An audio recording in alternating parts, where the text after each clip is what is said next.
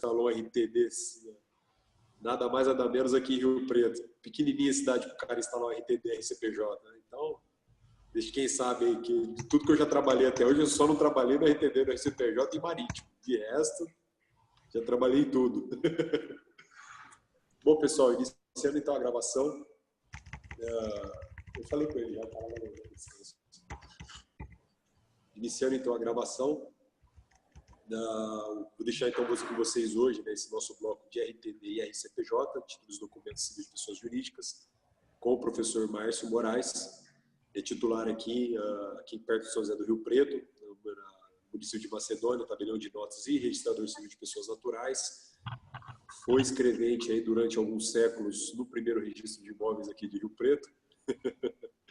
Ele foi o responsável ali interino pela instalação do RTD-RCPJ da comarca de São José do Rio Preto. Hoje o município só tem quase 500 mil habitantes.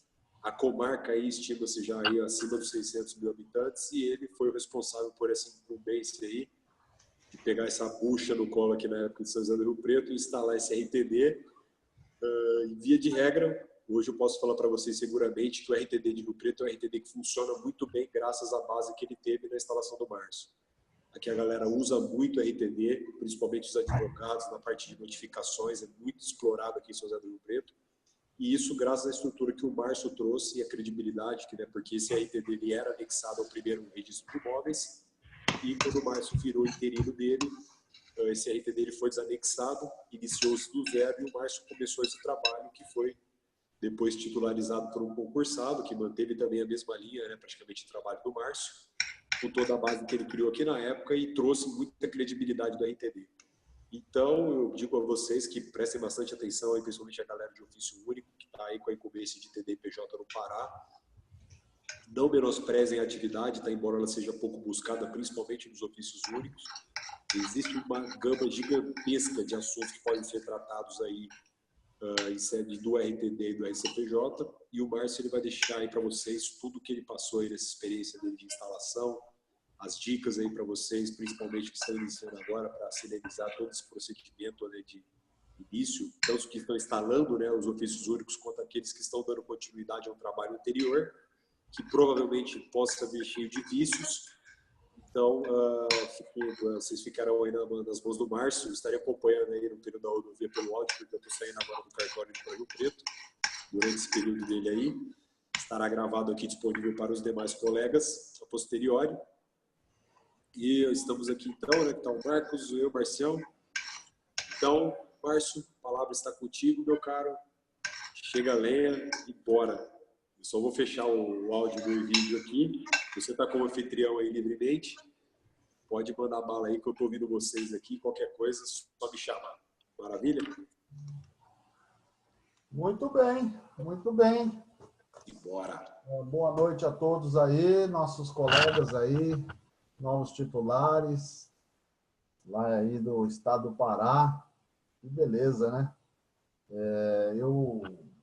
Deixa eu me apresentar para vocês aí, alguns já me conhecem, né? Mas o Dr. Rafael aí já antecipou algumas coisas, mas eu tive uma experiência muito boa com o registro de títulos e documentos e trabalhava no registro de imóveis aqui de São José do Rio Preto, estado de São Paulo, interior do estado de São Paulo, e trabalhava na parte do registro de títulos e documentos, e pessoas jurídicas, né?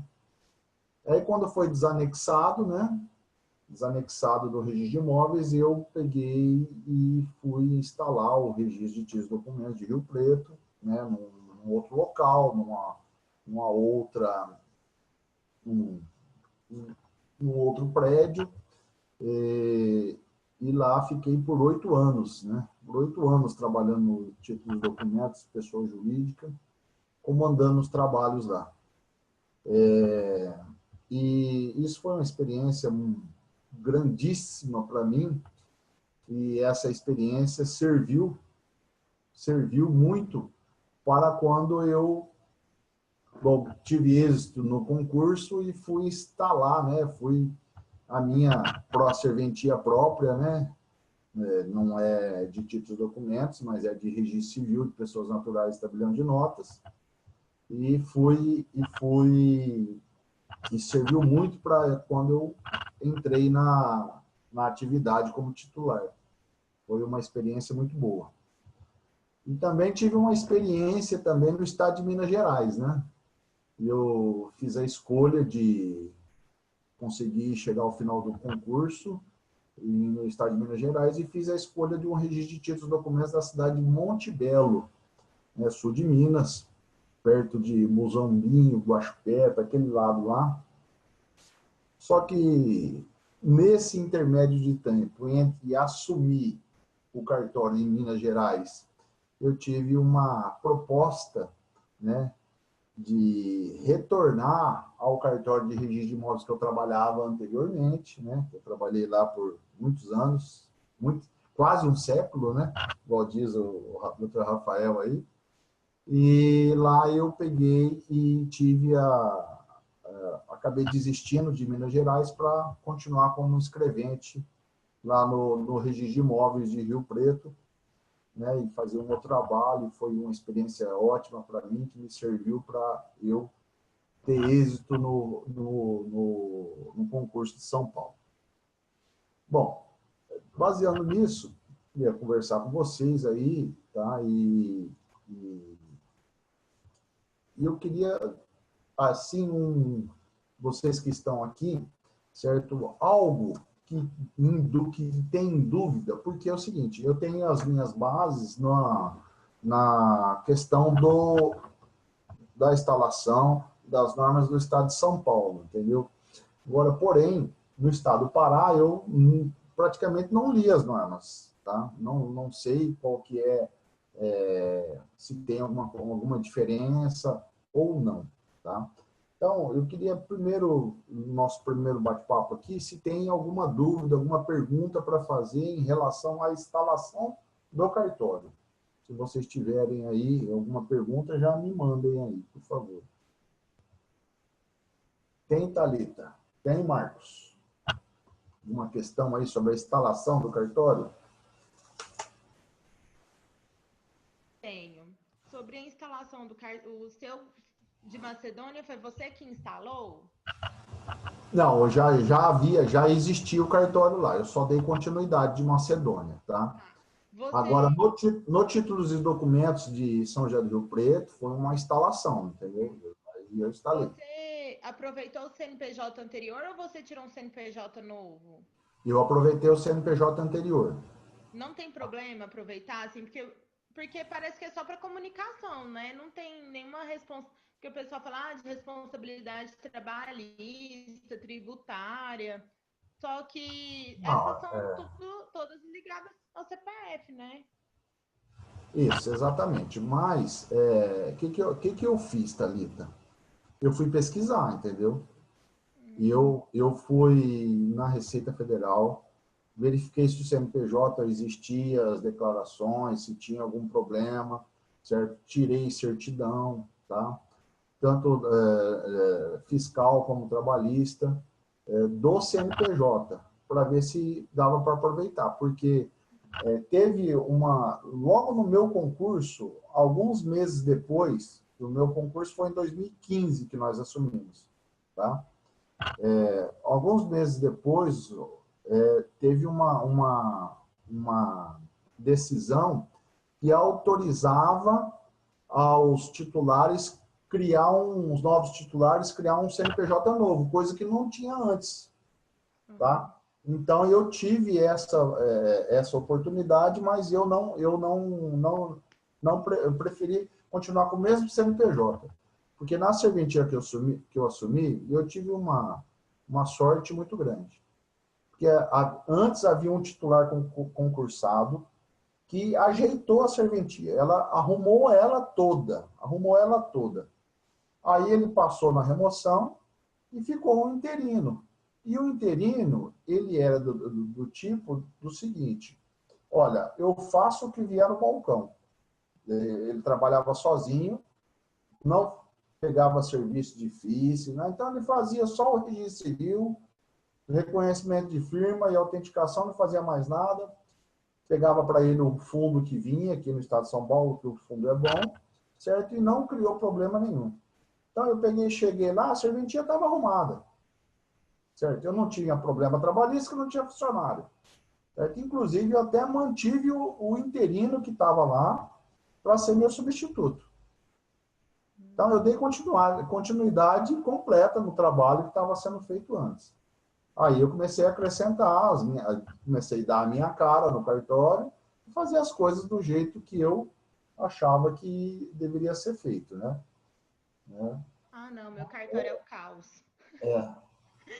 Pegou. Mas Agora sobre... eu aconselho o seguinte, né? Se você já vê que tem problema, se você já vê que tem dificuldade, cria um novo. Cria um novo para você, tá? Faz o teu início a partir de agora. Não dá continuidade em nada. Para não ter essa relação aí, principalmente trabalhista, né? Esse é o que eu penso, é o que eu acho, tá? Ah, sobre o CNPJ, o Marco Aurélio também perguntou aí, Marcos Aurélio. Vamos ver. Depois eu tenho outra pergunta. Tá. No meu caso, há indícios de comportamento escuso de interina funcionária do registrador do imóvel da comarca. Não seria importante para se evadir do eventual reconhecimento de sucessão trabalhista? Ó, Marcos, eu tive uma experiência com um colega, entendeu? Ele me retratou o seguinte, tá?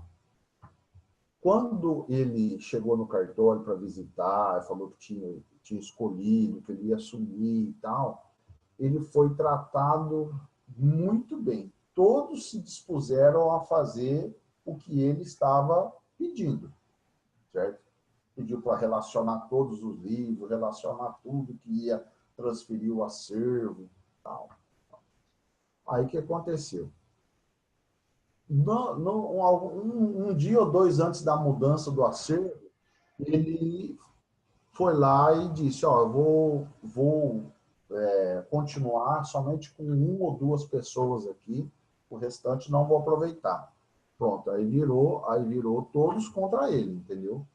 Virou todos contra ele. O que ele fez? Ele pegou e não aproveitou ninguém. Porque não adianta levar alguém que é contra você, que vai trabalhar contra. Então, se vai trabalhar contra, precisa tomar o cuidado, certo? Por quê? Porque para uma pessoa dessa criar um problema, fazer uma prática de ato equivocado por vontade própria, para te prejudicar, isso daí é 2 minutos. É fácil. E a relação com os funcionários é uma relação de confiança, cara. Principalmente no começo agora, que vocês vão iniciar a instalação de um cartório, é necessário de que esteja fiscalizando tudo. Vai lá, senta do lado do funcionário e pergunta, como é que você faz isso aqui? Como é que faz isso? Como é que você pratica esse ato? Tal, tal. Por exemplo, se vocês já forem trazer alguém com experiência, tá? Porque se não tiver experiência, vocês vão ensinar do jeito que vocês vão aprender, entendeu? E aí existe uma certa dificuldade. Tá? Então, nesse caso, se você não tiver confiança, certo, nas pessoas que você for contratar ou aproveitado da serventia anterior, entendeu? Estava nas mãos do interino ou do titular anterior, certo? Eu aconselho a evitar, certo, a sucessão trabalhista, isso não vai dar problema mesmo, certo? Tira um CNPJ, muda a serventia de lugar, certo?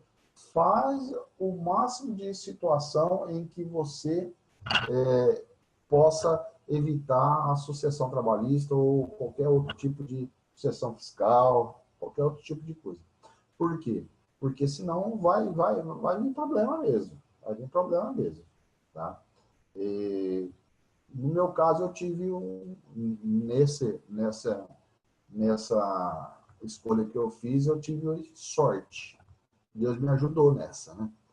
Eu escolhi um lugar que eu não conhecia, não tinha visitado, não sabia onde era, nem como era. E para mim, a surpresa foi uma transição tão tranquila que até os móveis que tinha no cartório, né, cartório pequeno, eram poucos, mas os móveis, computador, as coisinhas que tinham lá, o rapaz que era interino, ele simplesmente falou, ó, eu não tenho onde colocar isso, nem vale muita coisa, então fica para vocês. E quando você estiver aqui, é nosso. Quando você sair, volta para mim. Então tá bom, beleza, continuamos. Então, a minha transição do cartório que eu assumi foi muito tranquila, muito boa, certo? Não tive problema nenhum, nem até hoje, né? O João, que é o meu substituto lá, que era interino antes, ele me ajuda muito, né? Então, a gente tem uma parceria muito boa aí, né? E ele conquistou a minha confiança, né? Tudo que ele faz, ele me liga, ele me mostra. Então, é uma pessoa assim que tem responsabilidade. Isso eu consegui, né, verificar nele nesse tempo que eu já estou lá. Certo, gente? Mais dúvida em relação a isso? Márcio, tem mais uma pergunta. Você conseguiu tirar a matrícula 6 sozinho ou você precisou de contador? Porque parece que tem como tirar na Receita Federal, no site. Não precisa ser presencial, mas eu estou apanhando aqui ainda. E eu quero saber se você faz o seu Carnê-Leão sozinho ou se é um contador que faz. Não, no meu caso, eu contratei um contador para fazer isso daí, entendeu? Tanto a matrícula SEI, tá? Quanto também o Carnê-Leão. Então, eu tenho um contador na comarca que eu estou lá, e inclusive esse contador, ele faz de praticamente quase todos os cartórios da cidade, entendeu? Não cobra muito caro, eu imagino, né? Para mim, ele cobra R$ 150 para fazer o Carnê-Leão, para fazer toda a contabilidade, certo? Para fazer a folha de pagamento, na verdade é um só, né? É um funcionário só. Mas esses outros atos de RAIS, essas outras questões contábeis aí, então ele me atende muito bem, aí R$ 150 eu pago, que é para ele, entendeu? Então, eu acho que é uma preocupação que eu não preciso ter, tá?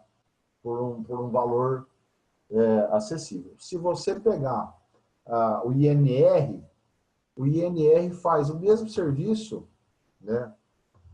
Aquele boletim INR, pessoal lá daquela empresa aqui do estado de São Paulo, eles fazem o mesmo serviço, tudo online, acho que por R$ 45 ou R$ 50 por mês, entendeu? Uma coisa assim. Você manda por e-mail para ele as coisas, recebe tudo por e-mail. Então, é baratinho também lá. Mas não sei se ele atende aí no Pará, entendeu? No estado de São Paulo, eles fazem bastante cartório aqui. Eu não me dei bem com eles. No começo da minha relação com eles lá, houve um probleminha com um funcionário lá que me deixou na mão, né? E aí eu acabei desistindo. O pessoal me atende bem presencialmente aqui na minha comarca, então eu pago um pouquinho mais caro, mas tenho um pouco mais de tranquilidade nisso, tá? Mas contador eu acho essencial você ter, tá, vocês terem, porque isso daí vai ajudar muito a despreocupar, tirar um pouco da preocupação em relação às outras coisas. Por quê?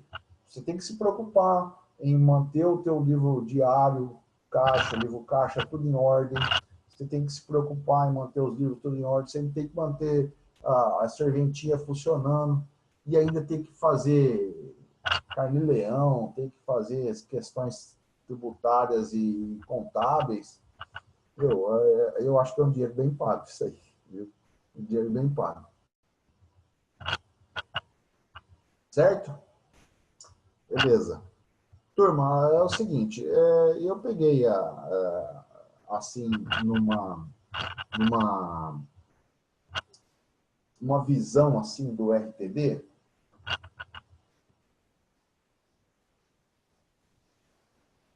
Pode falar, Marco. Deixa eu ver aqui.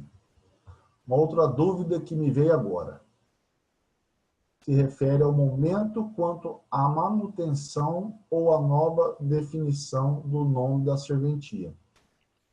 Por exemplo, no meu caso, o nome contínuo edital é ofício único da sede do município, possuindo como atribuição TN, RCPN, perdições, sendo que no município há um outro RCPN, de uma vila. Ao constar a corregedoria, esses deixam livre a escolha do oficial. Professor, Pode falar.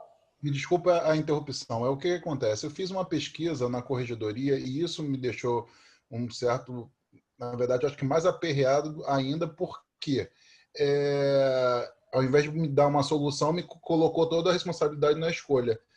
Eu não sei se eu estou zelando demais por uma terminologia mais correta ou deixo como está e evito a dor de cabeça, entendeu? Porque o que acontece? As demais atribuições vamos dizer assim, registrais e de protesto ficam na sede da comarca, entendeu? E eu só tenho essas duas atribuições, sendo que consta como nome único ofício. E aí eu fico com medo de induzir ao erro, entendeu? O cidadão, enfim. Também tem aquele outro lado, se você coloca um único ofício, meio que você restringe o cidadão a procurar você antes de ir a outro ofício da sede da comarca, entendeu? Não sei. Na sua delegação, como é que veio a outorga? Tá desse jeito, cartório do único ofício da sede do município de Tracuateua, comarca de Bragança. E a atribuição é só tabelião de notas E RCPN interdição de tutelas. Só. É estranho, ficou estranho mesmo, né? Ficou. E aí a minha dúvida aproveita o momento para, vamos dizer assim, aplicar uma terminologia mais correta, mas também fico com medo de chegar no município que não parece ser dos mais favorecidos, empregando uma terminologia que as pessoas não conheçam, entendeu? Ó, eu vou falar uma coisa para você. Eu acho que você deve utilizar, pelo menos, o nome, a denominação do teu cartório ali, no CNPJ, nos documentos, nos ofícios, aquela que consta na sua delegação. Que é o único ofício. Único ofício ou ofício único aí do município, entendeu? E eu acho que você deve... Aí você cria, tá? Pode criar um nome fantasia. Cartório da cidade e tal. Bom, lá no meu cartório, tá? Lá é oficial de registro civil das pessoas naturais e tabelião de notas do município de Macedônia. Entendi. Certo? Aí na placa, nos papéis todos, eu coloco isso daí, o nome da delegação em pequeno, entendeu? E dou um destaque ao nome fantasia. Na placa e nos meus papéis. Cartório Macedônia. Entendi. Entendeu? Então, eu dou um destaque no nome fantasia e o nome da delegação, daquela delegação que eu recebi, eu coloco menor, mas coloco também no documento, né? Na placa, tudo. Então, eu acho que você mudar o nome, colocar um nome diferente da delegação que você recebeu, eu acho que pode ganhar, alguém pode estranhar isso depois. A corregedoria deixou meio que livre, eles entenderam. Aí ele falou, o único ofício, de repente, é porque é o único do município. Eu falei, não, existe um RCPN de uma vila, entendeu, no município. Então, não é o único ofício. Está errado dos dois lados. Eu não tenho um ofício único, entendeu? E no município não tem só um cartório. Essa vila, ela não tá no patamar de distrito? Eu acho que Eles colocam um nome que, sim, seria distrito do município. Tá, então é fora mesmo, entendeu? Então seria o do município, seria só o seu. Entendi. Se lá for considerado distrito, certo? Ela é fora do município. E aí eu saio por ser o único cartório da sede do município. Isso, exatamente. Entendi. Beleza, obrigado. Eu acho bacana isso daí, essa desenvoltura aí para tentar acertar isso daí, tá? Agora, se você conseguir mandar um ofício para a corregedoria e falar, olha, que ele gostaria que ele mudasse a nomenclatura do meu cartório, em vez de ofício único, para oficial de registro civil de pessoas naturais com atribuição ou tabelião de notas com atribuição de registro civil, certo? E eles aceitarem, te derem uma resposta oficiosa, né? Tudo bem, né? Aí não teria problema. Agora, se você não conseguir isso, eu aconselharia você manter o nome que você recebeu na sua delegação. Beleza, então. Tá ok. Muito obrigado. Beleza, tá bom. Vamos lá. Bom, vamos ver o que nós conseguimos aqui para nós falarmos primeiramente sobre os títulos e documentos, tá?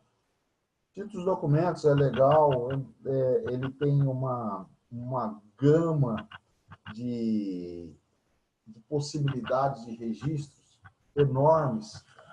Eu, quando estava cursando na minha faculdade, eu fiz a minha monografia, né, falando sobre registro de títulos e documentos, e eu li nas doutrinas, né, daquela época, que via o cartório de títulos e documentos como o cartório do futuro. Cartório do futuro. Por quê? Porque havia possibilidade de se aumentar a tecnologia e essa tecnologia não tinha um local para se assegurar, para dar publicidade. E o único local que eles viam como possível para dar publicidade às novas tecnologias era o cartório de títulos e documentos. Então, eles consideravam o cartório de títulos e documentos como o cartório do futuro, né? E nessa daí a gente vai embarcando e vai vendo que realmente o título de documentos, ele, em alguns casos, perde atribuições, mas em outros casos ganha novas atribuições. Bom, primeira coisa, né? Nós temos no registro de títulos e documentos 3 espécies de registros. São os registros para fins conservatórios, os registros para fins publicitários e os registros para fins constitutivos, né? Então, nós temos essas 3 espécies de registros. Então, os registros para fins publicitários ou para dar efeito erga omnes, né? E também os registros constitutivos para dar efeito, para dar direito, efeitos de direito às vontades das partes, a gente está previsto lá na lei, na própria lei, no artigo 128 e 129 da 6.015. Mas o que é mais relevante nesse momento são os registros para fins de conservação. Está lá no 127, parágrafo 7º, inciso 7 da 6.015, né? Registro para fins de conservação. Isso é importante dizer que o registro para fins de conservação ele pode ser recepcionar qualquer coisa. Qualquer documento, né? Coisa não, mas qualquer documento. Certo? Mas ele tem que ter 2 requisitos. Isso é importante a gente frisar bem para aprender isso aí, para não cometer o gafe, o erro que geralmente as próprias normas já trazem como exigência 2 requisitos. Que é, a pessoa que quer um registro para fins de conservação, ele tem que requerer expressamente isso. Então, ele tem que apresentar, junto com o documento que ele quer registrar para fins de conservação, ele tem que apresentar também um requerimento, certo? Solicitando isso expressamente. Então, o registro para fins de conservação, ele tem esse detalhe. Tem que ser requerido. Requerido. E aí? A gente registra automaticamente? Vai para o protocolo, entra na ordem, certo? É feito o registro. E aí entra o segundo requisito para esse registro para fins de conservação, que é, nós devemos lançar que naquele registro, ou por carimbo, ou fazer uma anotação à margem do registro, do documento, né? Dizendo que aquele registro é somente para fins de conservação, não gerando efeito jurídico, certo? Então, isso precisa estar expresso ao lado da anotação do registro que é feito no documento.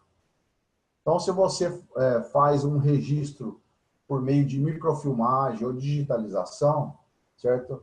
Você carimba lá que aquele documento foi registrado sob o número tal, né, digitalizado, microfilmado, ou foi feito à margem do livro, foi feito no livro tal, folha tal, certo? Porém, ali, ao lado daquela carimbo ou anotação que aquele documento está registrado, você tem que colocar uma observação, dizendo que aquele documento foi requerido o registro para mera conservação, não gerando efeito jurídico entre as partes. Isso é importantíssimo e isso tem que constar. Parece que tem nas normas aqui do Pará, deixa eu só confirmar aqui. Aqui, ó, item 400, artigo 424, parágrafo 1º. O interessado será informado a quanto do requerimento, é o 424, parágrafo 1º, que o registro para fins de conservação não produzirá efeitos atribuídos a outros ofícios de registro, opondo-se no ato a seguinte observação: registro para conservação, Lei 6.015, artigo 127, inciso 7. Então, gente, isso aqui é um detalhe que precisa estar atento. Agora, o atendente que vai recepcionar esse documento lá, ele tem que saber. Olha, tais documentos, eles são atribuições específicas do registro de títulos e documentos. Outros documentos são atribuições, por exemplo, do registro de imóveis, do registro civil de pessoas jurídicas, registro civil de pessoas naturais, contratos marítimos. Então, precisa ter essa atenção, porque o atendente ele vai precisar estar olhando, ele vai ter que saber quais que são as atribuições do registro de títulos e documentos, quais as atribuições do registro de imóveis, quais as atribuições de outras especialidades notariais registrais. Professor, então, pois não. Desculpa interromper. No parágrafo 3º do artigo 424, seria um terceiro requisito quando se tratar de um documento que seja obrigatório ser escrito ou transcrito em outro registro, por exemplo? Além do requerimento expresso e constar no registro que ele é para fim de conservação.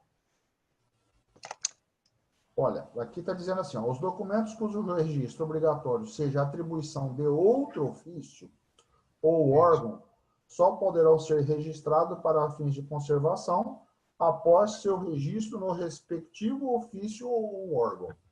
Então, aqui é um requisito negativo, né? Isso. Negativo. Seria o terceiro, né? Certo. Olha, você só pode registrar se, por exemplo, um contrato de compra e venda de imóvel. Aonde que se atribui o registro do contrato de compra e venda de imóvel? RE. Registro de imóveis. Então, esse contrato só vai poder registrar no título dos documentos se esse artigo 3º estiver cumprido, ou seja, se esse contrato estiver registrado lá. Porém, nós entramos numa questão, certo? Se esse contrato, tá, ele for maior que 30 salários mínimos. Certo? Ele não tem ingresso no registro de imóveis. Por quê? Porque ele falta um requisito de validade. Sim. Entendeu? Porém, a parte, certo, quer conservar esse documento. Certo? Quer conservar esse documento. Então, nesse caso, tá, como ele não tem ingresso no registro de imóveis porque lhe falta um requisito, aí você poderia, pelo menos aqui no estado de São Paulo, nós já temos decisões nesse sentido, que autoriza o registro para conservação de documentos que não conseguem ter ingresso no seu órgão próprio. Entendido. Entendeu? Entendeu? Então, seria possível, nesse exemplo que eu dei, a gente deixar esse terceiro requisito, esse requisito negativo, tá, de ser cumprido. Tá? A meu ver, poderia. Tá? Porém, eu tenho que ressaltar com vocês, tá, que eu não tenho conhecimento das decisões da Corregedoria em relação ao Estado do Pará. Tá? Isso tem que ser sempre ter essa observação para verificar se existe alguma jurisprudência da Corregedoria Administrativa nesse sentido. Tá? Então, é importante a gente salientar o registro para conservação, que ele traz muitas nuances. Por exemplo, outra coisa que o pessoal costuma registrar muito para conservação, certo? E tem um órgão próprio para isso. Certo? Letra de música. Letra de música, partitura de música, entendeu? Onde que registra? Para dar o efeito o registro da letra de música, para dar o feito do autoral da música. No MEC? Não, nesse caso é o Instituto de Belas Artes do Rio de Janeiro que registra isso aí. Na Biblioteca Nacional do Instituto de Belas Artes do Rio de Janeiro. Lá é que dá o efeito de autoral da música. Porém, eu acho que vocês vão encontrar isso aí, porque vocês estão longe do Rio de Janeiro. Como que a pessoa vai conseguir registrar esse documento para ter um efeito autoral? Certo? Então, ele vai procurar alguém e tal, mas até chegar no Rio de Janeiro, esse documento pode ter sido copiado. Certo? Essa letra de música, e aquele que registrar primeiro lá, tá? E aí a gente tem um serviço, esse serviço do registro facultativo, ele traz um benefício importantíssimo para essa pessoa. Apesar de não dar o efeito de registro autoral, ele consegue provar, se ele conseguir registrar esse documento para fim de conservação, que naquela data do registro, ele já tinha essa ideia. Então, isso é importantíssimo. Quando eu estava aqui no registro de títulos e documentos de Rio Preto, certo? E eu fiz muito registro de letra de música, de partitura, projetos arquitetônicos, projetos de máquina, ideias. O cara tinha uma ideia lá, né? Inclusive, teve um caso muito bacana que a gente participou, assim, tinha um programa no Silvio Santos, né? Antigamente, que era o caso daquelas pessoas que tinham que emagrecer. Quem emagrecesse mais ganhava o programa, né? Um reality show, né? E o cara tinha essa ideia, né? O cara colocou no papel essa ideia e registrou no título dos documentos para conservação, tá? E pela autenticação da data no registro de títulos e documentos, através da fé pública do registrador, certo? Ele conseguiu um benefício financeiro por ter copiado a ideia dele. Tá? Então, é importante isso daí. Importante isso daí. Então, se as pessoas descobrem isso, o título dos documentos, ele vai dando um up, ele vai se levantando por conta dessas ideias, entendeu? Por conta desse trabalho, né? Então, a gente tinha um site do cartório e a gente publicou isso no site e ficou bacana. Um monte de gente veio registrar as coisas por causa daquilo, entendeu? Foi muito bacana isso daí. Por quê? Porque a autenticação da data, né, num registro de mera conservação foi o que foi a prova para ele conduzir um processo judicial e dizer que ele tinha aquela ideia antes de ser aplicada na televisão. Foi muito bacana isso daí.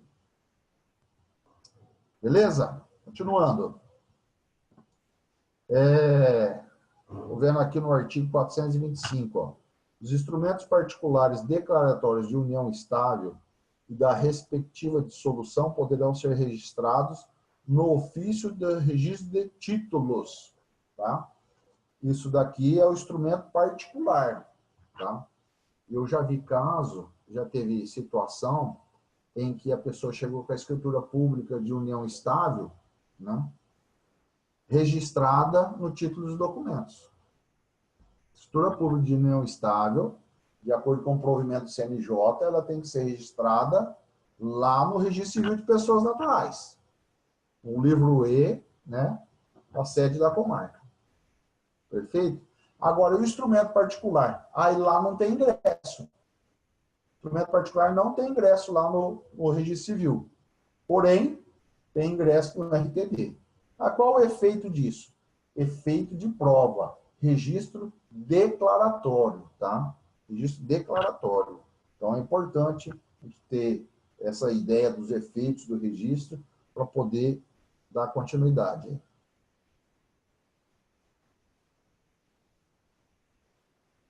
Documentos do domicílio do convivente para fazer prova da obrigação convencionais e para validade contra terceiros.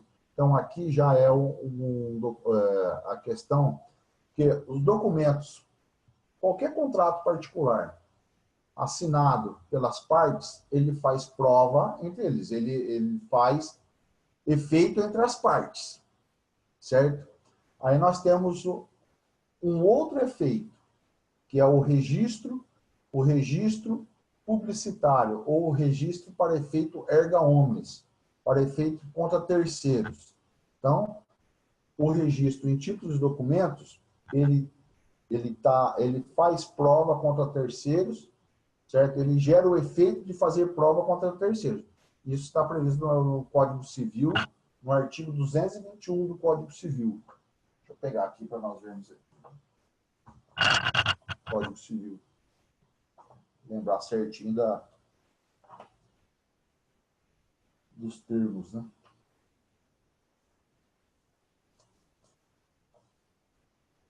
Artigo 221 do Código Civil fala assim, ó. O instrumento particular feito e assinado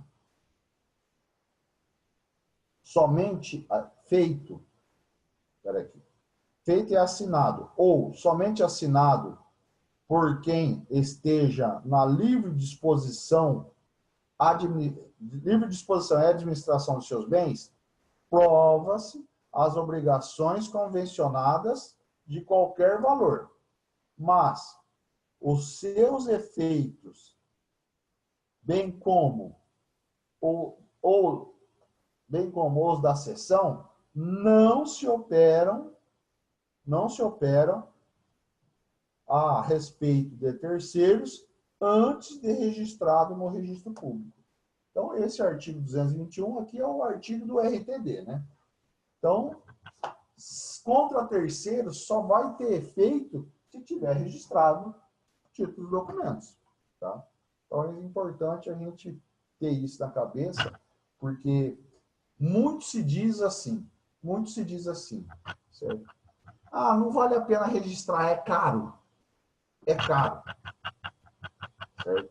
Então, o atendente que está lá no balcão, ou o titular que precisa estar antenado, precisa estar instruindo, né? Funcionário precisa estar atento, né?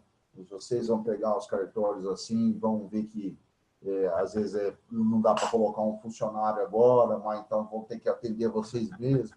Então, vocês vão verificar que existe muito questionamento do balcão.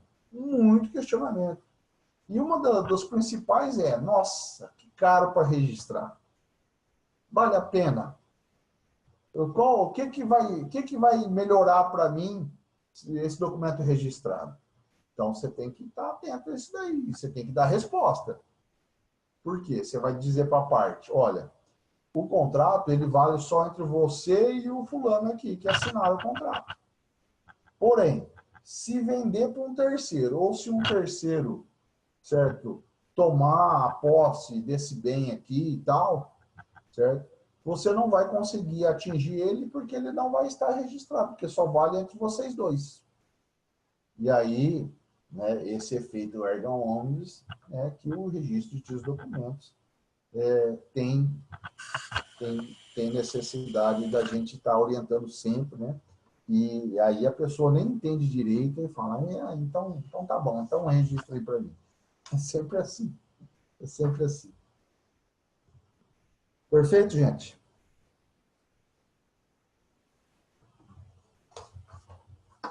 Bom, dando continuidade aqui, eu vejo aqui da competência residual do títulos e documentos, né?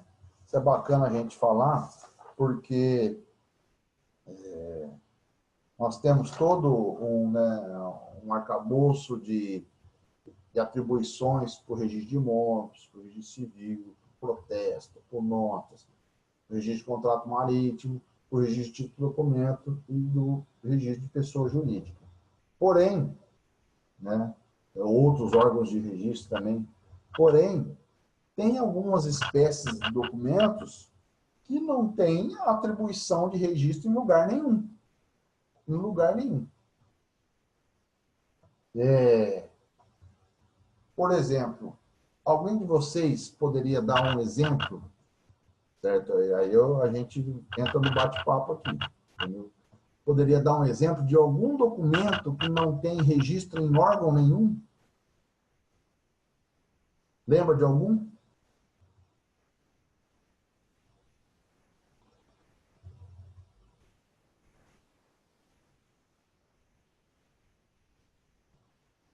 Difícil, né? Difícil lembrar.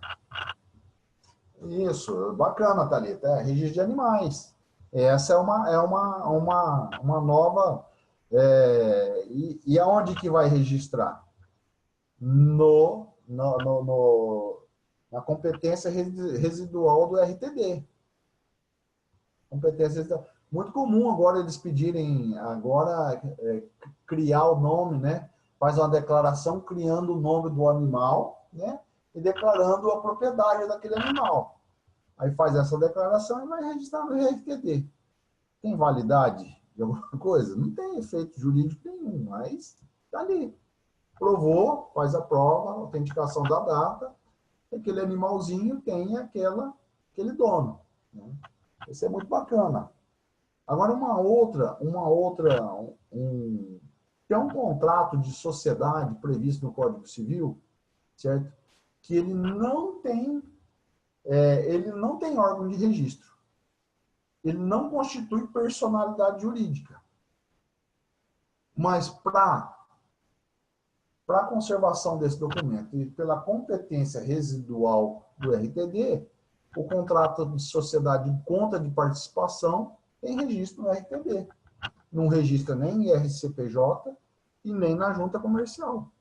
Tem o contrato de sociedade em conta de participação é no RTD que traz. Esse foi pergunta de oral em Minas Gerais. Um colega meu advogado chegou no oral e foi perguntado para ele, né, qual era o órgão de registro da sociedade em conta de participação. E ele respondeu junta comercial, né? Levou 0, não conseguiu ser aprovado. Então, detalhe. Sociedade em conta de participação não tem órgão de registro. Porém, se houver necessidade ou desejo das partes em registrar o contrato, certo? Esse contrato seria registrado no registro de títulos e documentos pela sua competência residual. Certo?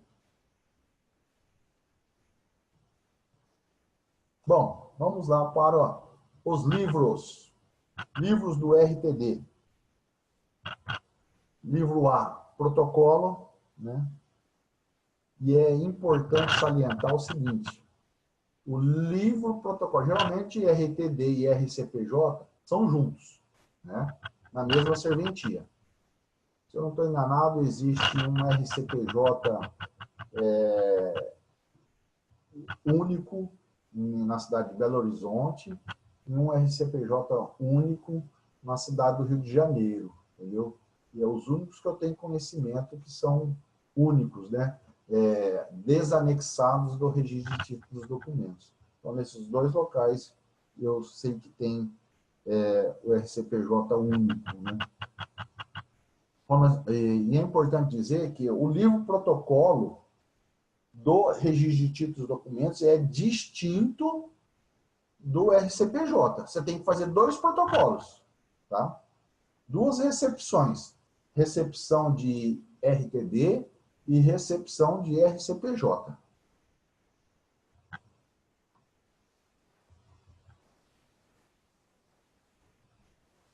Bom, o Marcos está perguntando aqui, né? Considerando as restrições publicitárias, como fomentar o registro em um estado como o Pará? Ó, em princípio, né? Em princípio, quem vai se utilizar mais do serviço do RTD? Que é banco e advogado. Certo? Banco e advogado. Outras pessoas, certo? Esporadicamente. Então, o que nós fizemos aqui em Rio Preto? Rio Preto é uma cidade grande, que tem vários bancos. Agora, por exemplo, uma cidade que tem um banco, né? 3, 4 mil habitantes, igual lá na Macedônia, onde eu tenho meu cartório. Então, não tem muita coisa que fazer. Não tem muita coisa que fazer. O que não pode é o seguinte, certo? O que tem que ir para lá. Não pode deixar engavetado. Então, você tem que procurar o gerente do banco. Ir lá, bater na porta do gerente lá, explicar para ele qual que é o serviço do RTD, o que ele faz, quais os efeitos. Tem que procurar os advogados, as imobiliárias da cidade, que vão se utilizar do serviço de notificação, tá? Vão se utilizar dos registros de contrato, de aluguel, esse tipo de coisa. Então, é importantíssimo estar antenado nisso e orientando essas pessoas. O RTD ele só vai ficar forte quando as pessoas estiverem orientadas dos efeitos jurídicos que o RTD traz e que o judiciário acata esses efeitos. Entendeu? Então, isso é importante a gente estar atento a isso daí. Beleza? Então, deixa eu ver aqui. Isso, ó. A Thalita está falando aqui que pretende dar entrevista na rádio da região, manter diálogo com a prefeitura, fazer alguns mutirões de cidadania. É isso daí que vai trazer o movimento para o cartório, entendeu? Que vai trazer você ser reconhecido. Eu tenho um amigo que ele assumiu um cartório em Minas Gerais agora no último concurso, ele entrou em exercício dia 1º de fevereiro. Ele chama João Noronha.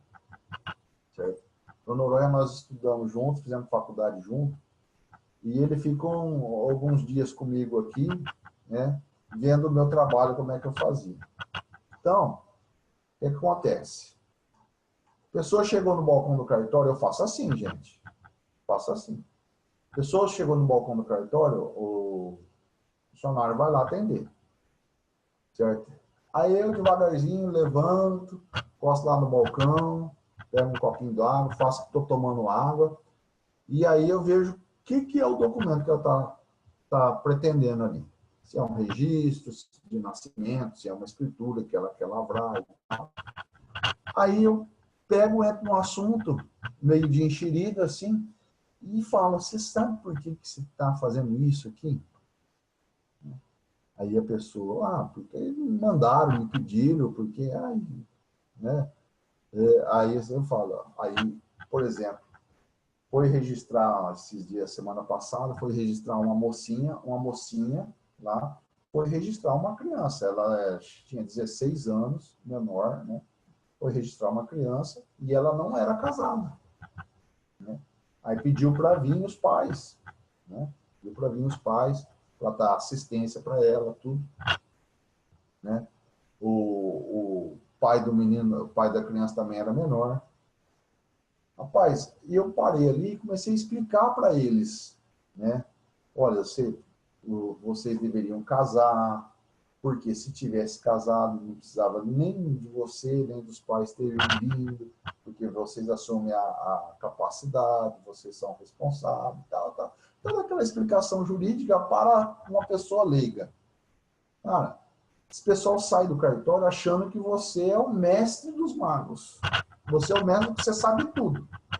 Aí dá uma dor de barriga lá na mãe, na tia, tal. Vem no cartório perguntar qual que é o remédio bom para aquilo.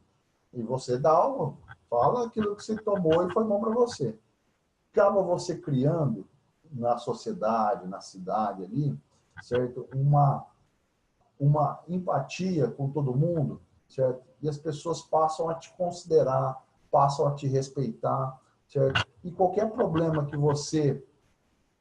eles passam, eles vêm até ti, até você, e você acaba...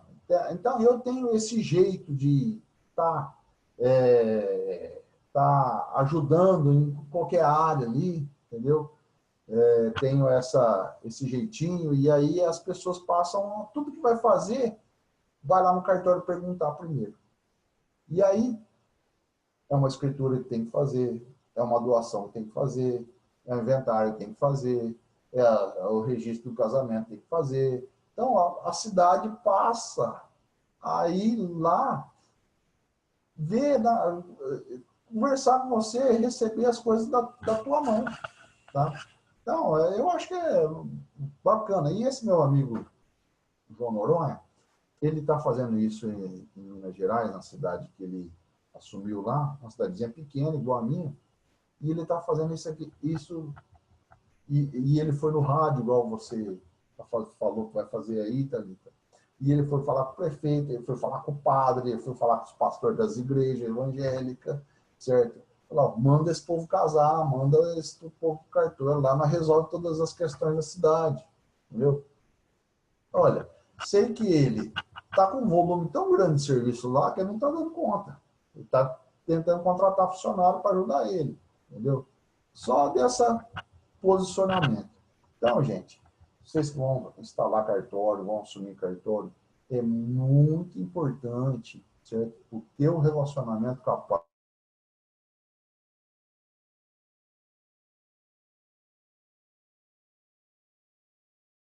que não seja a sua atribuição, tá? Porque você vai conquistar esse cliente. Esse cliente, se tiver algum questionamento para fazer, ele vai te procurar, certo? E quando ele tiver o serviço para fazer, que é a sua atribuição, ele vai fazer só com você, não vai procurar outra pessoa. Entendido? Tocando o barco. Livro B, registro integral. Bom, registro integral é a transcrição fidedigna, né, transcrição fidedigna de todo o arcabouço, né, do documento. Porém, hoje nós não utilizamos mais isso, né? Hoje nós digitalizamos o documento, arquivamos ele digitalmente e arquivamos uma cópia do documento. O livro de registro integral, que é o B. Temos o livro de registro por extrato ou registro resumido, que é o C, certo? Onde nós fazemos um resumo do documento, do contrato, né? Lançamos esse no registro. Porém, quando nós usamos o sistema... Tá me escutando aí, pessoal? Dá um ok aí para mim aí, ver se está bom o som, a tela, tá? Beleza, beleza. Então, C. Vou colocar para gravar essa outra parte aqui.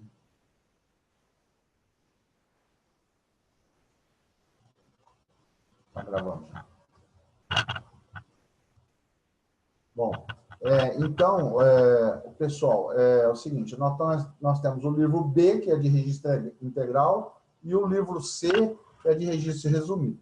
Porém, se na serventia nós utilizamos o sistema de microfilmagem ou o sistema de digitalização do documento para formar os livros, nós sempre vamos trabalhar com o registro integral, certo? Então, o registro no livro C, ele acaba entrando em desuso, tá bom? Então, nós temos algumas regras do livro C, porém, como nós vamos utilizar, eu imagino que vocês vão utilizar o sistema de digitalização ou microfilmagem, certo? Então, vamos usar sempre o sistema do registro integral. Beleza. Livro D, tá? Que é o livro D, que é o índice, né? O índice você pode utilizar ele informatizado ou, certo, no sistema de fichas. Uma ficha para cada nome, tá bom? Uma ficha para cada nome, arquiva-se em ordem alfabética. Uma outra coisa que é bastante procurado no registro de títulos e documentos e causa uma confusão tremenda, certo? É o registro de penhor, tá? Muito comum nas cédulas de crédito rural. Penhor rural, penhor mercantil, penhor industrial, são todos levados a registro no livro 3 do registro de imóveis, tá? Então, ó, penhor mercantil, penhor industrial, penhor rural, seja ele agrícola ou pecuário, certo? São todos levados a registro no registro de imóveis. Aí o que é registrado em títulos e documentos? E ó, aí tem bastante, hein? Tem bastante. Penhor de direitos creditórios, tá? Isso tem bastante. Muita gente dando em penhor.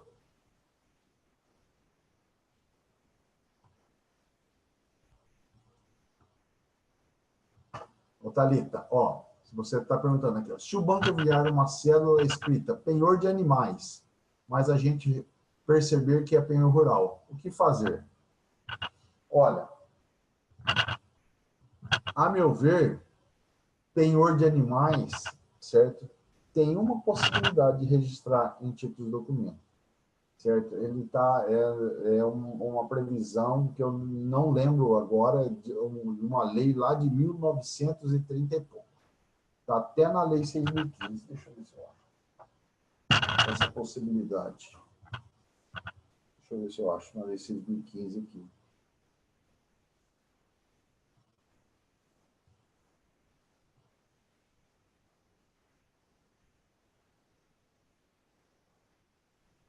Ó, é o inciso 4 do artigo 127.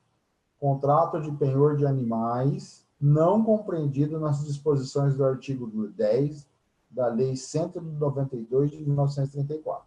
Então, esse caso de penhor de animais é a única possibilidade. Então, tem que se encaixar aqui. Certo? Tem que verificar lá o que a Lei 192 de 492 de 1934 diz, que não pode ser encaixado, certo? Se trazer penhor de animais, compreender aqui, pode ser registrado, tá bom? Agora, se vier penhor rural, de forma alguma, tá? E você, mas pode para conservação? Desde que registrado primeiro lá no registro de imóveis, depois você pode registrar ali para conservação. Só que não tem lógica isso daí, né? Então, voltando, pode ser registrado no títulos e documentos o penhor de direitos creditórios, muito comum esse penhor de direitos creditórios nos casos daquelas maquininhas de cartão de crédito, Visa, Mastercard, que faz? Os caras antecipam, o banco fornece a maquininha, que contrata um valor de capital de giro para a pessoa, né? Certo? E todo o recebimento pela maquininha do Mastercard ou pelo Visa vai para pagar o financiamento. Então, esse é o penhor de direitos creditórios, né? O direito do crédito. Então, existe o penhor de outros créditos também, entendeu? Então, isso tem bastante, os bancos têm feito bastante isso.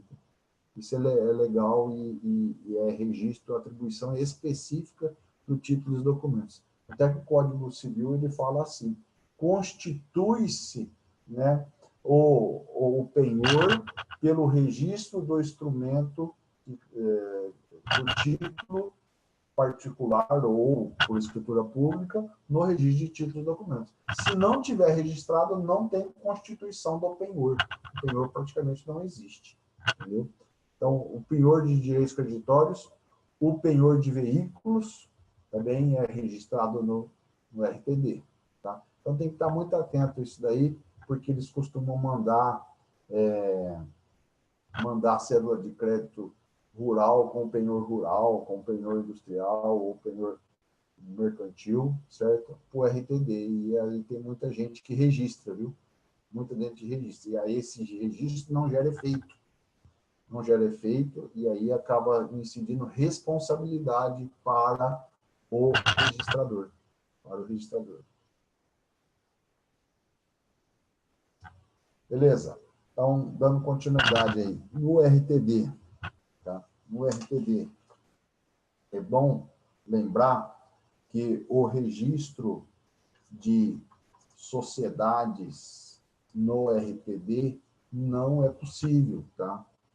Vocês que já têm, vai dar continuidade nos cartórios instalados já, no cartório que já existe, registro de títulos e documentos, era muito comum na década de 70 até meados de 1980, certo? Registrarem contratos de sociedade civil, certo?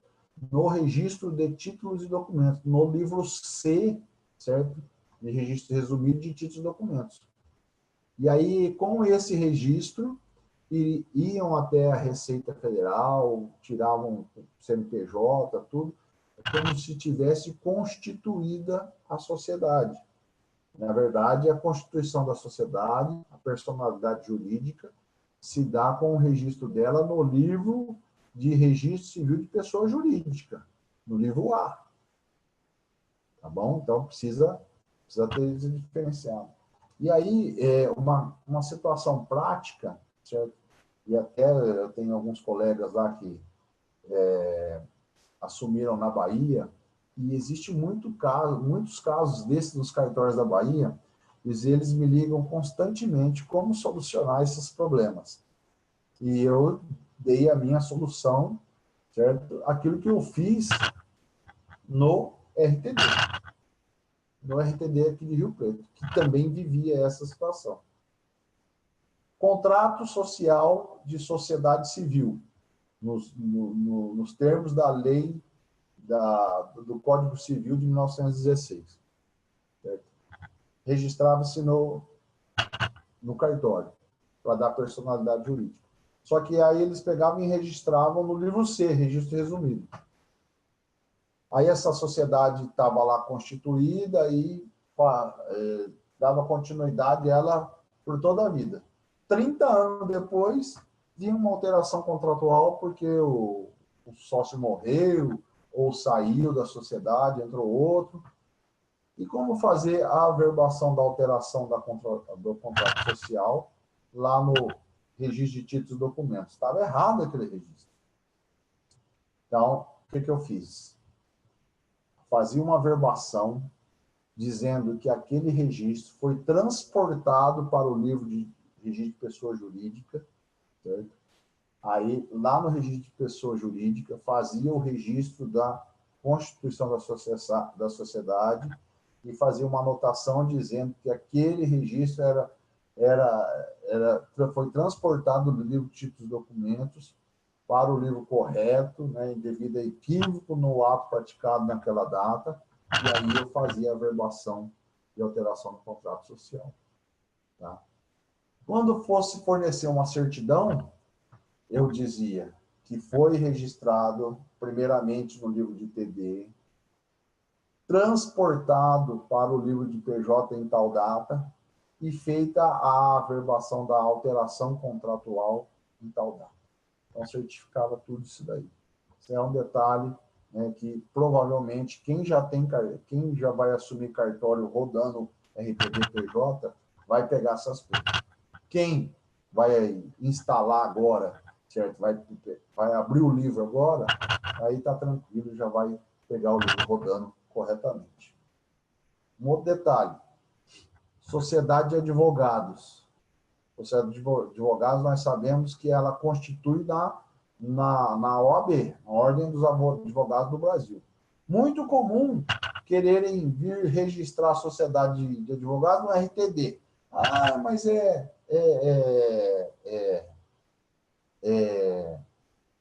só para ficar registrado, só para conservação. Não pode, hein? Não pode, porque pode gerar dúvida sobre o efeito do registro. Aí, aquele item que nós lemos lá no começo, 425, o artigo 425, que exige o registro primeiramente no órgão competente, certo? E aí vale a pena, entendeu? Registrou lá, então depois pode registrar na RTD. Aí entendo que sim. Beleza? Notificação. Notificação precisa estar atento, tá? Primeiramente, a questão, né, dos emolumentos, né? Eu não sei como é a cobrança de emolumentos aí no estado do Pará. Tá? Notificação, ela tem, às vezes, ela tem o registro da notificação, é um valor, ela tem o valor da condução ou da diligência, é outro valor, e se a carta de notificação conter algum anexo, também é um outro valor. Então, precisa verificar na tabela de emolumentos do Estado, aí do Pará, as divisões de valores. Tá? Por exemplo, no Estado de São Paulo, o registro da notificação ela custa R$50, 50 e poucos reais. Aí, o valor da condução que cobra para levar a notificação no endereço do destinatário é o equivalente a uma diligência do oficial de justiça do Estado de São Paulo. Aí o oficial de justiça, o valor da diligência é 80 e poucos reais. Tá? Então, o valor da notificação é o valor do registro mais o valor da diligência. Isso aqui no Estado de São Paulo. No Estado do Pará, eu não sei te falar, mas tenta verificar dessa forma. Muitas das vezes, eles anexam contratos ou cópias de contratos, certo? Em notificações, em cartas de notificações. Certo? Esses contratos, esses anexos, eles são cobrados à parte. Tá? Inclui na soma do registro da notificação. Então, precisa estar atento a isso, precisa verificar essas notificações, se ela tem valor de diligência e se possui anexos, se esses anexos são cobrados a parte do registro ou não. Tá? Se verifica na sua tabela de emolumentos. Um outro detalhe que precisa estar atento à notificação, não é possível, certo? A anexação de objetos em cartas de notificação. Tá? É recorrente as pessoas alugarem imóveis, né? Depois, quando querem devolver o imóvel, a imobiliária vai fazer a inspeção do imóvel e ela verifica que precisa de alguma reforma, alguma situação de correção no imóvel. Aí a pessoa não aceita, aí quer fazer uma notificação para devolver a chave, para parar de correr o prazo, né, prazo de pagamento dos aluguéis. E aí a imobiliária não quer receber. Aí vai até o cartório de documentos para que faça a notificação de entrega da chave. Né? E aí nós não podemos anexar objetos. O cartório é de documentos, objetos nós não podemos. Se ele quiser fazer a prova disso, que ele faça uma notificação judicial, então, né? Lá o juízo recepciona o objeto. Então, detalhe importante, não pode recepcionar objeto, viu? Como anexo de carta de notificações. Lembrando outras coisas aqui do RTD.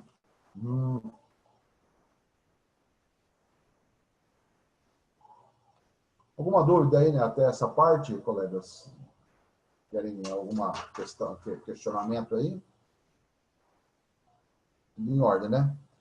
Então, eu acho que de RTD, assim, de forma prática, corrida, assim, é mais ou menos isso. E aí a gente dá um salto aí para o RCPJ, né? Para falar do Registro Civil de Pessoas Jurídicas. Importante a gente estar atento ao Registro Civil de Pessoas Jurídicas, né? Porque, aparentemente, a gente não vislumbra muita possibilidade de registros no RCPJ. Porém, quando vem, é para acabar com o peão, né? Para acabar. É muita encrenca. Primeira coisa que vai registrar no RCPJ, sociedade simples. Então, nós temos diversas possibilidades da sociedade simples ser registrada, né? Mas vem pouca com essa mudança no Código Civil de 2002, né? Criando, né, colocando a prestação de serviço como sociedade, como uma atividade empresarial. Então, tirou muito as sociedades do RTD, do RCPJ, né, do Registro Civil de Pessoas Jurídicas. Então, algumas possibilidades, que são as sociedades de médicos, de engenheiros, de contadores, que eles como atividades intelectuais, científicas, então eles registram no Registro Civil de Pessoas Jurídicas os seus contratos sociais. Tá? Um detalhe importante sabemos que a cooperativa, ela é uma sociedade simples. Sociedade simples. Porém, já está sedimentado, já está tranquilamente já finalizado isso, e a cooperativa, por expressa disposição legal, que é a lei das cooperativas, determina o seu registro nas juntas comerciais. Então, o Registro Civil de Pessoas Jurídicas não pode registrar as cooperativas. Tá? Não sei se nas normas aqui do Estado do Pará fala alguma coisa. Algumas normas, como no Rio Grande do Sul, falavam que era possível. Porém, eu não sei se foi alterado. São Paulo teve uma época que era possível registrar cooperativa no RCPJ, porém, isso foi retirado, essa possibilidade, logo depois. Então, hoje não é possível mais o registro da cooperativa no cartório de pessoas jurídicas. Tem que ser, a sua constituição se dá na junta comercial. Tá? Então, cooperativa é na junta comercial, lembre-se sempre disso. Depois disso, vem os problemas, né? Primeira coisa, associação. Associação é uma beleza para constituir, certo? Uma beleza. Vem os modelinhos da internet, tudo prontinho, já vem tudo geralzinho lá, bem compiladinho. O pessoal faz a copia da internet, os modelinhos e tal, beleza. A gente vem, dá uma conferida e registra. Aí depois disso vem os problemas. Porque o presidente pegou as contribuições da turma que contribuía para a associação e não fez a prestação de contas. Vamos destituir. E aí vem a questão a ata de destituição. Porém, o estatuto não prevê uma forma, né? E aí a gente tem que elucubrando uma possibilidade para isso. Então, a gente vai descobrindo conforme as situações.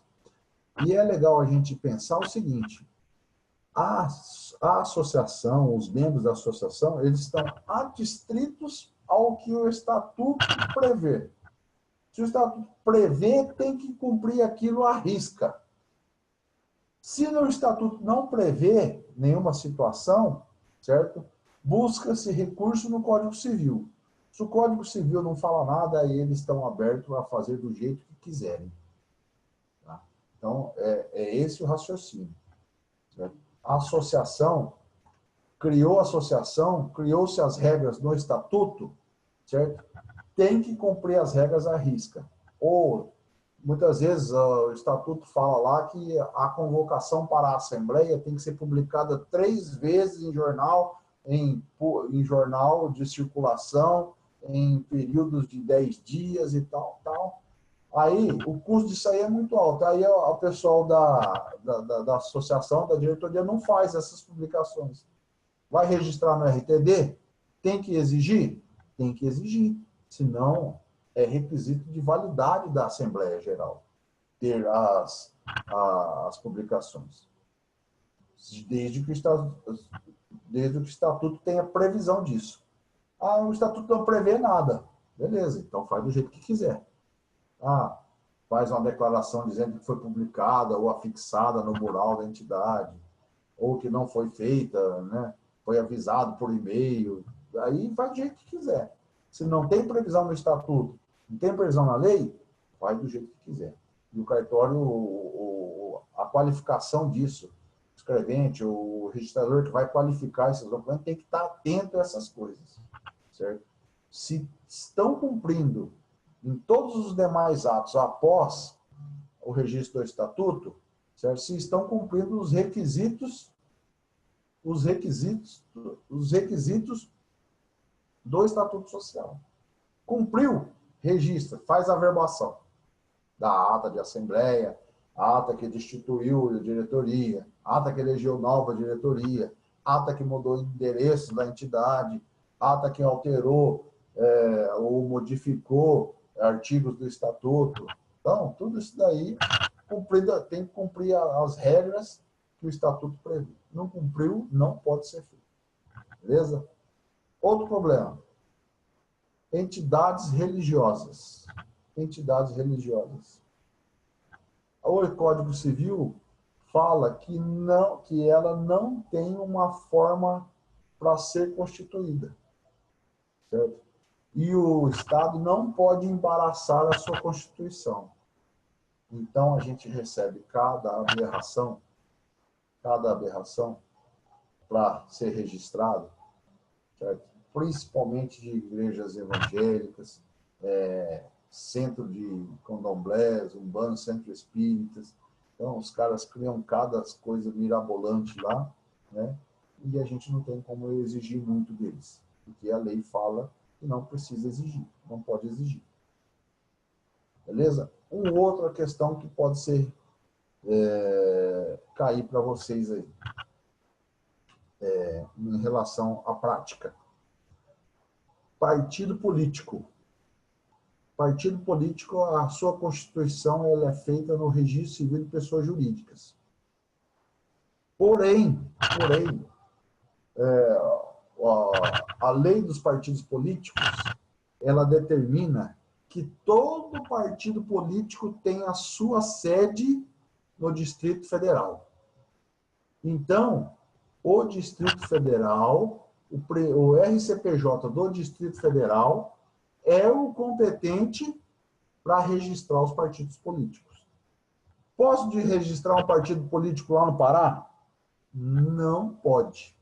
Não pode. Mas ele está escrito no estatuto que a sede dele é no Pará. Está errado. Tem que cumprir a regra estabelecida pela lei dos partidos políticos, que determina que os partidos políticos terão sua sede no Distrito Federal. Certo? Então, tem que registrar tudo no Distrito Federal. E nós temos muitos casos assim. Lá no município, na cidade ou na comarca onde você está instalado com RTD, tem o diretório político do partido político. E lá, né, naquele diretório, eles têm uma diretoria e lá eles convencionam as pessoas que vão ser lançadas a candidatos à prefeitura, a vereador, né? Isso tudo lá no diretório. E aí eles fazem uma ata disso. Fazem uma ata. E aí querem registrar essa ata. Por quê? Porque o órgão da... Ai, meu Deus do céu. Fugiu o nome agora. Lá onde apresenta os partidos políticos. Ajuda aí. Ajuda aí. Tá pensando uma coisa, fugiu outra.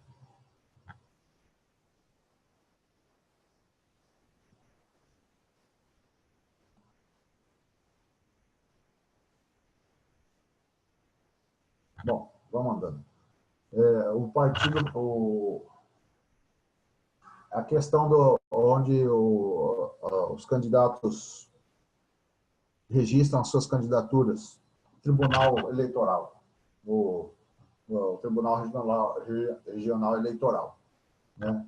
Eles registram as suas candidaturas mediante a ata aprovada no diretório municipal. E aí o Tribunal Eleitoral exige o registro dessa ata. E aí?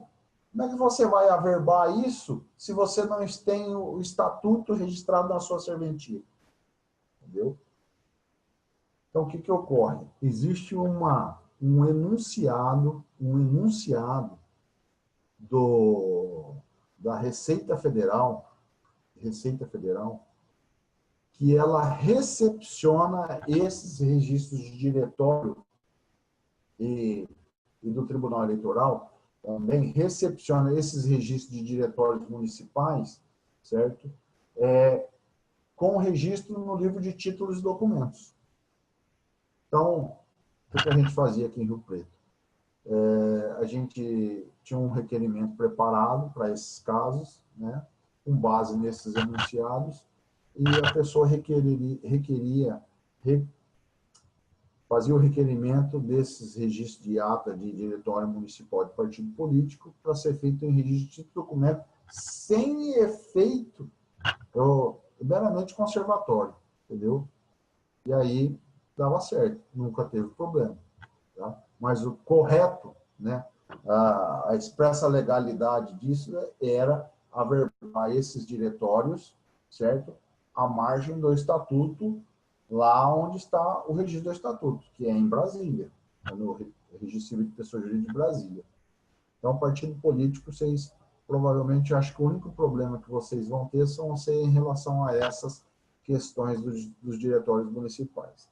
O partido político tem que saber sempre que o seu estatuto é registrado em Brasília por expressa disposição na lei dos partidos políticos que a sua sede deve ser em Brasília. Tá bom? Um outro detalhe, certo, que a lei não fala, o Código Civil não fala, que é a questão da Eireli, né? A Eireli, ela, na parte do direito empresarial, ela fala que ela tem que ser constituída na junta comercial. Porém, nós temos casos em que a Eireli, ela pode ser do tipo simples. Por exemplo, posso constituir, eu sendo um engenheiro, sendo um contador, sendo um médico, certo? Então, eu tenho uma atividade intelectual, eu tenho uma atividade científica, ou uma atividade literária. Essas atividades são expressas de sociedade simples. Ah, mas eu não quero abrir uma sociedade, eu quero abrir uma Eireli com essa atividade simples. Então, aí haveria a possibilidade de se registrar uma Eireli em pessoas jurídicas, constituir uma Eireli em pessoas jurídicas, uma Eireli do tipo simples, certo? Já desde que tenha essas atividades. Então, é importante saber disso, né? Isso aí pode aparecer para vocês aí, pode ser questionado. Então, eu vejo possibilidade de se registrar uma EIRELI em pessoa jurídica, desde que ela tenha uma atividade intelectual, literária, científica ou artística. Tá? Outra coisa que é bacana verificar é que a sociedade de advogados é vedada, de qualquer forma, no registro civil de pessoa jurídica. Eu tenho lá uma sociedade simples, certo? De representação comercial ou uma atividade simples de engenharia, né? De engenheiros, e eles colocaram como sócios um advogado e no seu objetivo constou lá consultoria jurídica. Pode? Não pode, colegas. Não pode. A consultoria jurídica é a atividade própria de advogado e ela só pode ser efetuada por advogados e a sociedade de advogados só pode ser constituída o seu registro na OAB, na Ordem dos Advogados do Brasil. Então, precisa ter esse entendimento no sentido de qualquer atividade que é própria de advogado não pode constar dos objetivos de sociedade simples. E sociedade de advogados, que é uma espécie de sociedade simples, somente na Ordem dos Advogados do Brasil. Tá? Bom, os livros do Registro Civil de Pessoa Jurídica, nós temos o livro protocolo, né? O protocolo da pessoa, da recepção dos documentos, da prenotação. Tá? Nós temos o livro A, que é o da constituição das pessoas jurídicas, né? Registro dos estatutos, dos contratos sociais das sociedades. E temos o livro B, que é das matrículas de oficinas impressoras, revistas, jornais e agências noticiosas, né? E aí, meus queridos, como fazer esses registros? Isso aparece? É difícil, mas aparece, hein? Mas aparece. E aí, tem que seguir a regrinha lá da Lei 6.015, eu não sei se nas normas aqui fala dos registros de oficinas impressoras, da matrícula de oficinas impressoras.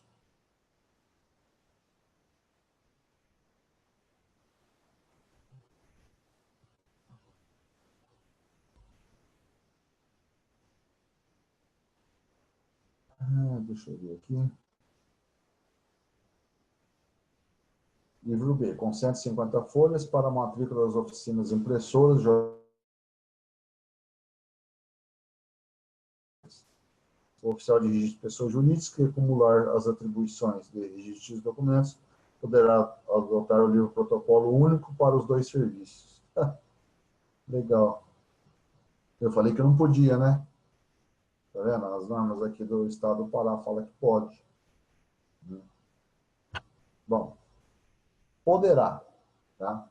Eu aconselho fazer diferente, distinto, um para cada um, mas poderá adotar o livro protocolo único para os dois serviços.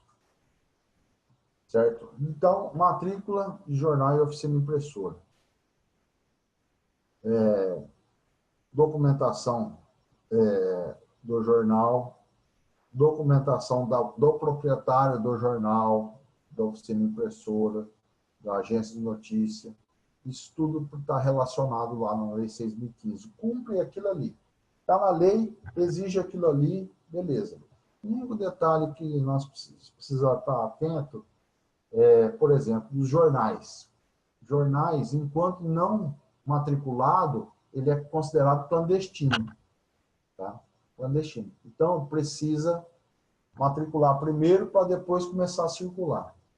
Se o registrador souber que aquele jornal já se encontra em circulação antes de estar matriculado, tá? ele pode recusar o registro e fazer uma representação ao juiz, tá? Para que o juiz determine o pagamento de uma multa, está lá prevista na Lei 6.015 também. Isso é obrigação do registrador. Outro detalhe é que, no caso, por exemplo, do jornal, o que é a matrícula? A matrícula é para constituir o nome do jornal. Por exemplo, aqui em Rio Preto, na minha cidade, nós temos um jornal chamado Diário da Região, certo? Quem que é o proprietário desse jornal? Certo? É uma empresa de publicidade, nome lá não lembro. Tá? Então, essa empresa de publicidade é a proprietária do jornal. Então, isso tudo vai constar na matrícula. Tá? Quem representa essa empresa, se é brasileiro, se é naturalizado, se é estrangeiro. Então, existem algumas regras aí, entendeu?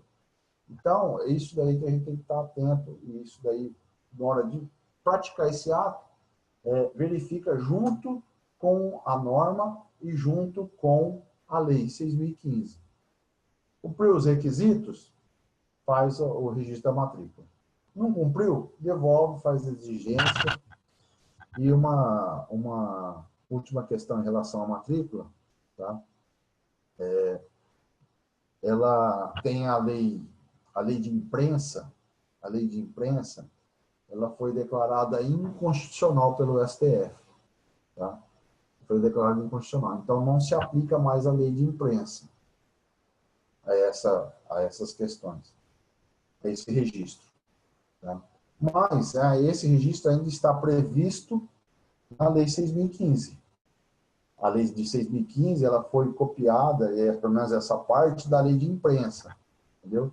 Só que a lei 6.015 não foi considerada inconstitucional nessa parte. Então, continua a obrigação de se fazer a matrícula. Tá? Mesmo que a Lei de Imprensa, que criou essa sistemática da matrícula, tá? do jornal, da oficina impressora, das agências noticiosas, na fase da ditadura, né? Que eles queriam saber quem eram os proprietários desses jornais que faziam a mídia contra o Estado, contra o governo ditatorial daquela época. Então, eles criaram essa sistemática, gerando a lei de imprensa. Aí, quando surgiu a Lei 6.015, ela copiou a parte da matrícula das oficinas impressoras dos jornais, das agências noticiosas, para a Lei 6.015. Agora, há 3 ou 4 anos atrás, o STF considerou inconstitucional a Lei de Imprensa, mas a Lei 6.015 continuou com essa exigência. Então, essa é a necessidade de continuar fazendo a matrícula de oficinas impressoras. Tá?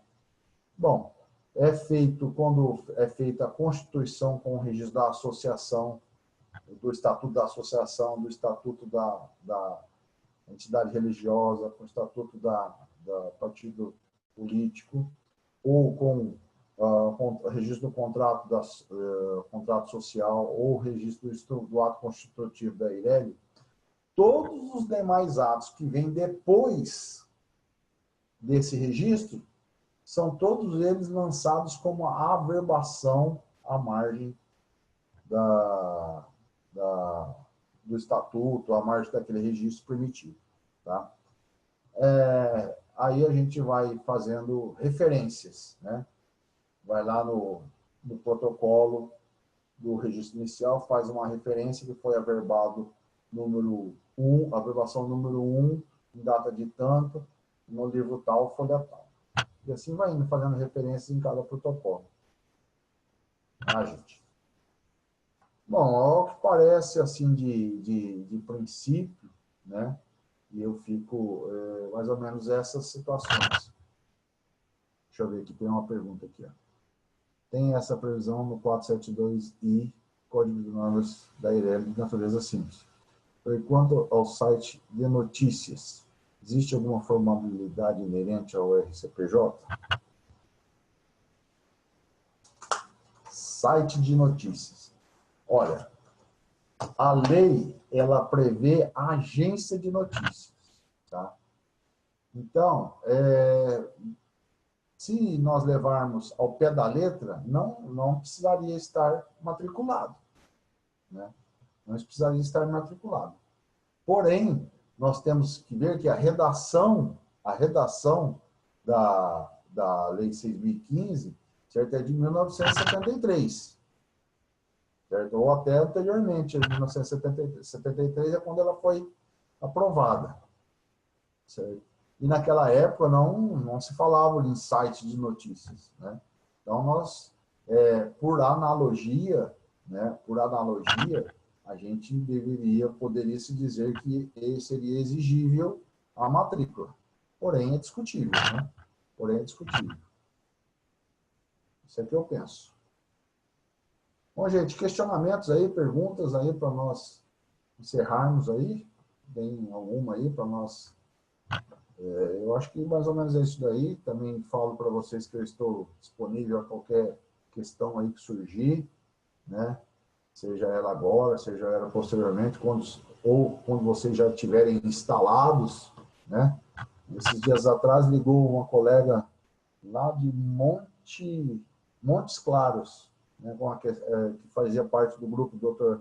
Rafael Espínola, né? Me questionando uma situação no cartório dela lá de RCPJ, né? E a gente conversou, dei uma opinião para ela, ela catou como solução para o problema dela, né? E foi legal. Então, a gente está sempre disponível aí, quando que precisar, é só perguntar. E se a gente souber, a gente vai falando. Isso aí. Pode falar. Uma dúvida. Em relação à notificação extrajudicial, ela tem que ser efetivada por um preposto, um escrevente ou o próprio registrador, ou pode ser feito você pode delegar um terceiro? Por exemplo, eu já ouvi dizer que o pessoal usa mototáxi. Entendeu? Ó, qual que é a intenção da notificação? Geralmente é para constituir e mora o devedor, certo? E se a pessoa se recusar a assinar a notificação? Não, eu recebo a notificação, mas não assino o comprovante de entrega. Esse mototáxi, ele vai chegar para você e vai dizer, olha, a pessoa, eu entreguei para ela, mas ela não quis receber, não quis assinar, certo? Como é que você vai certificar isso, cara? Você vai dizer, olha, eu entreguei para o mototáxi foi até o local e voltou com a negativa da assinatura do comprovação de entrega. Cara, esse servidor ou essa pessoa que está prestando esse serviço naquele momento, ele não tem nenhuma delegação de fé pública. Entendeu? Então, a meu ver, e aqui no estado de São Paulo, as normas da corregedoria é clara em dizer que a notificação só pode ser diligenciada e efetuada pelo próprio oficial ou por escrevente por ele delegado, né? Escrevente delegado por ele, certo? E com o ofício à corregedoria dizendo que essa pessoa, que esse escrevente tem a função de entregar notificações. O Código de Normas aqui é silente quanto a isso, né? A previsão que tem é mais nessa situação de negativa, né? Das 3 tentativas, de você supor que a pessoa não quer ser notificada, mas eu me assustei quando eu vi que tinha gente que contratava por R$ 3,90 mototáxi para fazer a notificação. Marcos, eu vou te falar, cara, é um risco, hein? É um risco. Já pensou, cara? Porque as que dá um problema, não é que você entrega e pega a assinatura. As notificações que dão problema, que são discutidas, são aquelas que a pessoa não assina. Ou que você vai lá, certo? A pessoa não te recepciona, a pessoa não recebe, lê a notificação, mas não quer ficar com ela, certo? Te devolve. Essas é que dão problema. Será que não é um se colar, colou? Entendeu? Vai lá, manda o mototáxi. O que ele conseguir de positivo bom e aquilo que eu não conseguir, eu mesmo vou, entendeu? Tudo bem, pode ser. Pode ser. É um risco. Certo?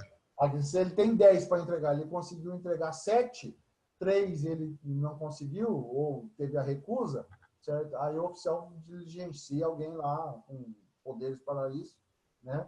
E faz essas entregas aí, certo? É uma alternativa, entendeu? Mas, né?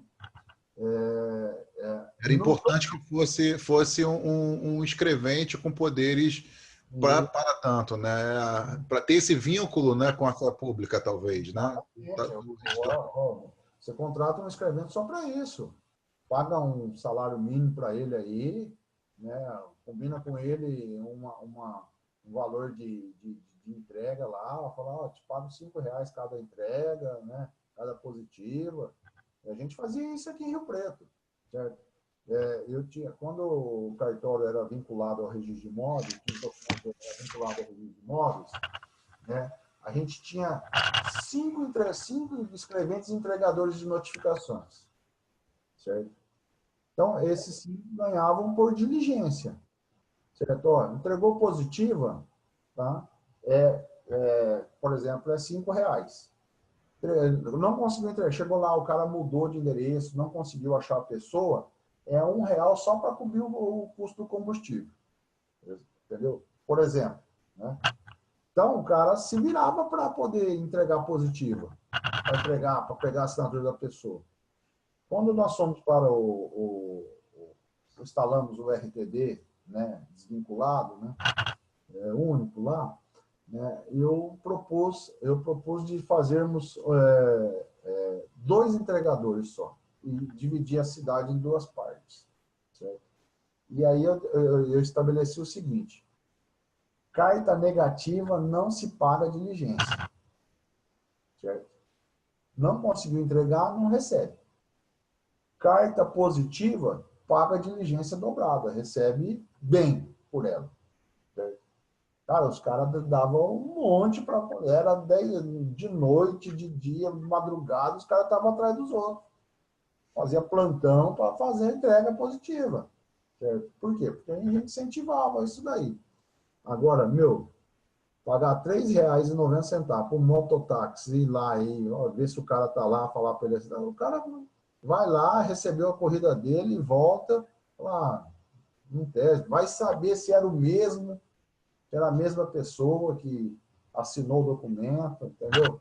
Cara, é muito risco, muito risco. Por exemplo, eu já tive casos, eu fiz uma vez uma notificação. Só para vocês citar um exemplo que ocorreu comigo.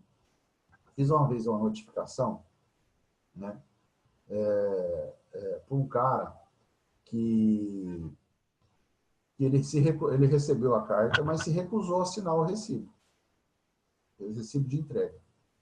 E eu peguei e fiz uma certidão dizendo que eu entreguei na mão dele, que ele tomou conhecimento, que ele recebeu e ficou de posse da carta, porém ele recusou assinar o recibo. E essa pessoa, ela tinha as seguintes características físicas, né? Falei que ele tinha se apresentado como fulano de tal, né? Ele tinha as seguintes características. Aí eu descrevi fisicamente a pessoa. Tinha cabelo curto, usava óculos, cor dos olhos e tal, né? Pele assim, morena, gordo e tal, né? Rapaz, esse cara depois, ele entrou com uma ação judicial contra o cartório, certo? Contra a pessoa que notificou ele, dizendo que ele não tinha recebido nada. Dizendo que ele não tinha recebido nada. Cara, eu fui chamado na Justiça Federal, né, para declarar perante o juiz como que foi a diligência que eu fiz. Não foi nem o titular do cartório na época. Foi eu que pratiquei a diligência, entendeu? E aí, certo? Se eu não fosse escrever, como é que vai chamar um mototáxi ou uma pessoa que não tem vínculo para descrever como foi a diligência? Então, a notificação ela é um instrumento muito sério, muito sério. e de repente você causar um dano, né, a quem pediu o registro ou a quem era o destinatário da notificação, causar um dano desse, cara, é responsabilidade tremenda, tremenda, né? E às vezes ter que indenizar isso daí, compensa pagar R$3,90 para correr o risco. Entendi. Eu acho que não. Uma outra dúvida também, professor. No capítulo 2, no 466 do Código de Normas, fala da parte da autenticações de cópias. Seria uma mescla com a atividade notarial, ou seja, já que está lá no RTD, você tem a aprovação para autenticar cópia? Ó, não, isso daí é o seguinte. Isso aí é o seguinte, tá? O RTD, ele geralmente ele faz o registro em microfilme. Isso. Então, ele vai para uma máquina lá, uma ficha, né? Tipo uma chapa de raio-x, entendeu? E ali é que ela visualiza aquilo e tira a cópia daquele microfilme, tá? Uma cópia ruim até, não tem muito clareza, mas, né? Então, você autentica aquela cópia do seu acervo, do seu arquivo, tá? Então, você não faz a prática do ato notarial, certo? Então, você autentica o papel extraído do microfilme. Seria essa cópia, né? Exatamente. Entendi. Não, então, não, Então, beleza. a pessoa não chega no balcão lá, ó, eu trouxe um documento lá de casa que não está registrado, nada, e fala, tem que retirar uma cópia autenticada? Não, esse ato é próprio e específico do tabelião, certo? O que o registrador de título de documento pode fazer é autenticar cópias extraídas do seu acervo. Entendi. Beleza? Beleza. É isso. Então, gente, é isso daí, tá? Se tiver mais alguma dúvida aí, pode perguntar. Se não tiver, a gente encerra por hoje aí, tá? E como eu estou no grupo agora aí, pode me questionar, pode me perguntar do que quiser aí, tá bom? Beleza, professor. Fico disponível aí para vocês aí a qualquer momento. Tá bom? Tá ok. Boa noite, então. Abraço a todos. Boa noite. Tchau. Tchau, até mais.